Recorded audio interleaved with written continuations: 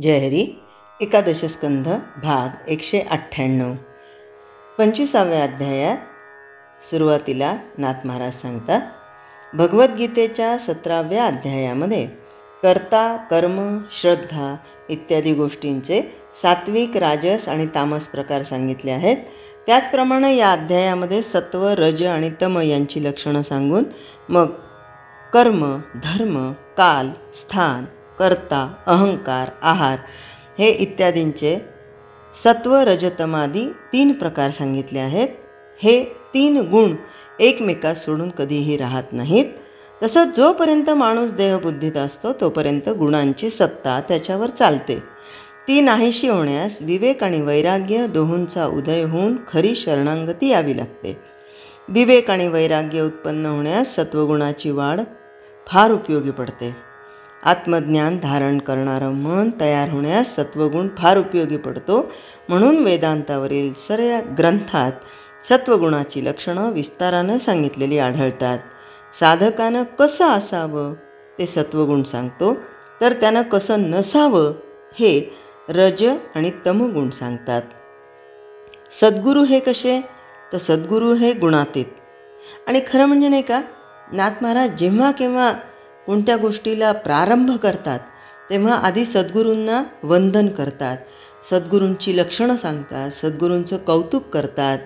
आणि यातूनच आणखीन हा एक वेगळ्या प्रकाराने की गुणातीत सद्गुरू असं म्हणून येथे सद्गुरूंचं वंदन करताना नाथांनी 3 गोष्टी सांगितल्या आहेत. गुणांचा मुळीच संबंध जिथे नाही तिथे सद्गुरू राहतो ही पहिली गोष्ट. सूक्ष्म देहाला मारून टाकतो म्हणजे जीवाचा जीव घेतो म्हणून सद्गुरूला जनार्दन म्हणायचं ही दुसरी गोष्ट. आणि शरण आलेला शिष्य जेव्हा समाधान मागतो तेव्हा त्याच्या देहाभिमानाचं शतचूर्ण करून त्याला सद्गुरू स्वानंद पदवी देतो ही तिसरी गोष्ट होय. अशा सद्गुरूंचं चरणवंदन करताना मितूपण हरपतं आणि त्याची कृपा होऊनच जनच जनार्दन रूप दिसतं असा आपला स्वानुभव अखेर नाथांनी सांगितला आहे. नाथ महाराज म्हणतात, ओंकार स्वरूप सद्गुरूंना नमस्कार असो. त्यांना निर्गुण म्हणावं तर त्यांचा गुणाशी कधी संबंधच येत नाही.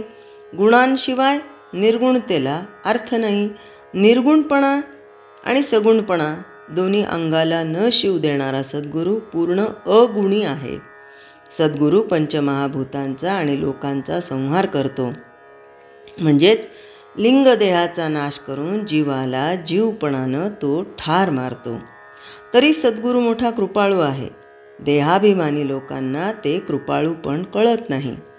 सद्गुरू आपल्या शिष्याच्या जन्माचा संहार करतो, मरणाला मारून आयुष्य वाढवतो, जीव मारून जगवतो आणि देहातच विदेहीपणानं नांदवतो. भक्तीनं परिपूर्ण आणि शरण आलेला शिष्य जेव्हा आत्मसमाधान मागतो तेव्हा सद्गुरू त्याचा देहाभिमान नाहीसा करून त्याला हवं ते देतो.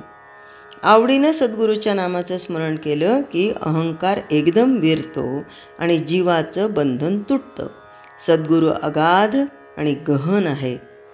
स्वतः नित्य निर्गुण असून त्याचे अनंत गुण आहेत. धाव घेऊन त्याच्याजवळ जाऊ म्हणलं तर त्याला गाव नाही आणि स्थान नाही. एका सद्भावाशिवाय त्याचे चरण लाभण्याला दुसरा उपाय नाही. त्या चरणांचं वंदन केलं की मी तू पण विरून जातं आणि जनच जनार्दन स्वरूप होतंय. जनार्दनाचे हेच खरे स्वरूप होय.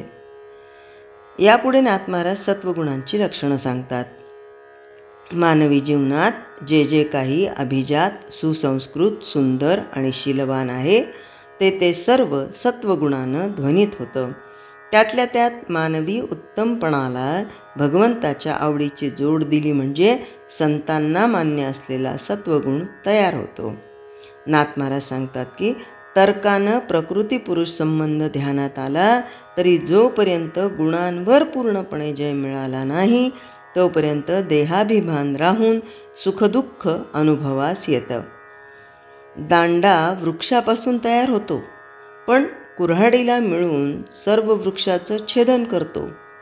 त्याचप्रमाणे आत्मानात्म विवेकाला सत्वगुण मिळाला की 3 गुणांचा समूळ उच्छेद करतो त्या सत्वगुणाची लक्षणं अशी: शम, वृत्तीचं बाहेर धावणं सोडून देऊन ती आत्म्यामध्ये अखंडपणे ठेवणं. दम, इंद्रियांची सुख भोगण्याची तडफड शांत करून देहसुखाची इच्छा आवरून धरणं. तितिक्षा, जितक्या प्रसन्न वृत्तीनं आपण सुख भोगतो तितक्याच संतोष वृत्तीनं दुःख सहन करणं.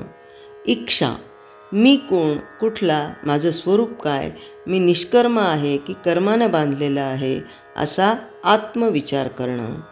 तप म्हणजे जागृती, स्वप्न आणि सुषुप्ती या तीनही अवस्थांमध्ये भगवंताच्या प्राप्तीसाठी चित्त निरंतर झुरणीला लागणं. सत्य, नेहमी सत्य बोलणं आणि प्राणांतीही खोटं न बोलणं. भूतदया, स्वप्नात देखील कुणाशी कधीही निष्ठुरपणानं न धरणं. स्मृती, आपलं खरं कल्याण कशात आहे याचं अखंड स्मरण ठेवणं. संतोष, विशेष कष्ट न करता जे काय मिळेल तेवढ्यात समाधान मानणं. त्याग, उपजीविकेसाठी जे मिळालं असेल त्यातलंच काही सत्पात्री दान करणं. निस्पृहता, विषय ममता सोडून पैशाची वासना सर्वस्वी टाकणं. सर्व लक्षणांनी संपन्न निस्पृहता म्हणजेच दृढ वैराग्य होय. हे परमार्थाचं खरं भाग्य असून त्यानं श्रीहरी प्राप्त होतो. श्रद्धा, गुरुच्या वाक्यावर विश्वास ठेवून त्याला सर्वस्वी शरण जाणं. ही भगवंताची प्राप्ती करून देणारा नरदेह विषयांकरता वापरणं. री म्हणजे भगवंताची प्राप्ती करून देणारा नरदेह विषयांकरता वापरणं. दया, दुसऱ्याला दुःख न देऊन सर्वदा सुख देणं. पण जे सांगितलं ना, तर हा जो नरदेह आहे तो आपल्याला कशासाठी मिळालेला आहे? भगवंत प्राप्त करण्यासाठी. पण आपण काय करतो? विषयांकरता वापरतो. पण सत्वगुणाने काय सांगितलं? या नरदेहाला विषयांकरता वापरायचं नाही, तर भगवंताची प्राप्ती करून घेण्यासाठी वापरायचं.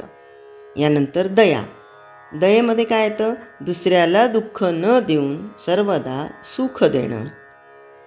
आणि शेवटी आत्मनिवृत्ती, यामध्ये विषयांना गौण समजून ब्रह्मानंदात निमग्न होणं. अर्थातच देहसुखाची लालसा सुटून ब्रह्मसुखाची चटक लागणं. आणि एकदा का ब्रह्मसुखाची चटक लागली की मग आपोआपच सत्वगुणाची वृद्धी होत राहते आणि ब्रह्मसुखासाठी धडपड केल्या जाते. यानंतर लक्षणं दिलीत ती रजोगुणाची.